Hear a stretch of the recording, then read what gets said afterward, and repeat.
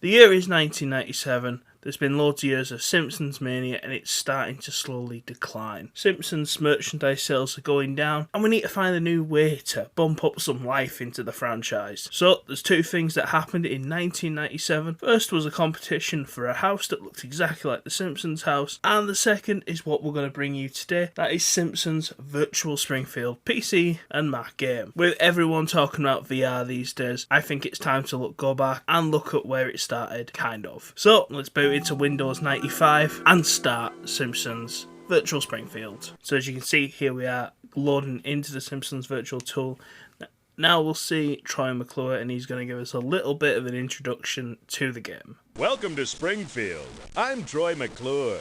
You may remember me as town spokesman for such computer travel guides as Fredonia, Gateway to Wichita, and Fairbanks Needs Women.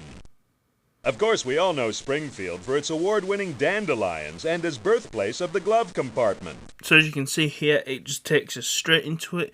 It's called the really virtual view thingy, and if we click there, we can simply move in to the game, like the world. This is really interesting for the time. You gotta remember this thing's like 25, 26 years old at this point. I better sit near a window. I've had dairy. And there are some like bits and clips like there that kind of try to bring the world to life. I felt ambitious for the time. License plate reads M as in mayor, A as in... oh boy. So as we can see different things like this here. Smithers burns on this bike. And the interface is kind of basic. We have our help function. We have some sound bits and bobs here. It tells us where we are. And the most annoying thing about this game to me up to now is this map feature here. This map feature is basically how we find out where we are, and these different stars mark different points that I think we can view in the game. So I think if we go across, can we go across the road? I'm just going to turn off the game audio for the time being while we walk around, because it keeps interrupting me. You might slightly hear it picking up off the microphone. As you can see, we're in Springfield, and when we have the little yellow arrow here, we can actually walk around the streets, and depending on where we go, it'll give us different options at the end of the street. So you can see we can go up there, and that's the only option for this one. That's what kind of breaks the immersion for me, is there's not always a lot of choices. We can go either way on this side. Where do we want to go though? So we're currently here with this little yellow dot that's blinking. Unfortunately, we can't like teleport anywhere. We can just kind of select which places there are. So you can see a Simpsons house we can view. There's an arcade. I'm thinking if we go up here, we should be able to go to the arcade. But the problem is, it's a little bit disorientating when it just like jumps around.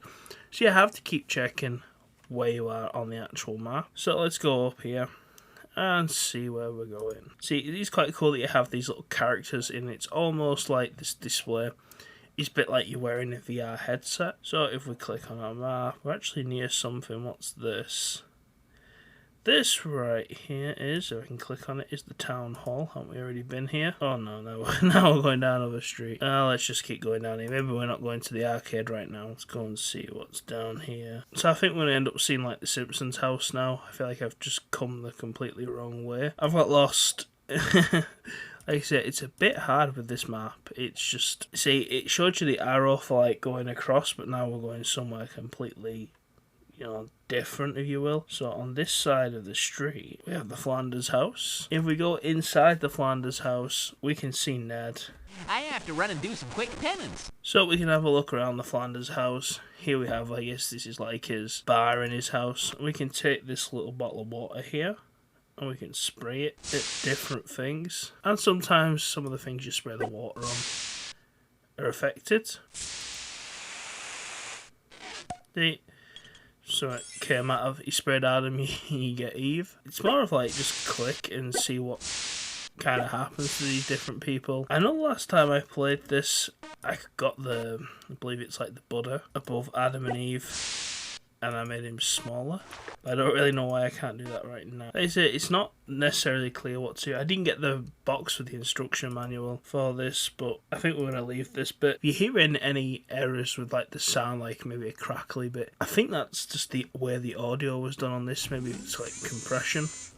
let's go into the Simpsons house. And as we can see here, we have Homer just going around his front yard. There's stupid Flanders, and they're having an interaction. But let's go inside. And here we are at the entrance of the Simpsons house.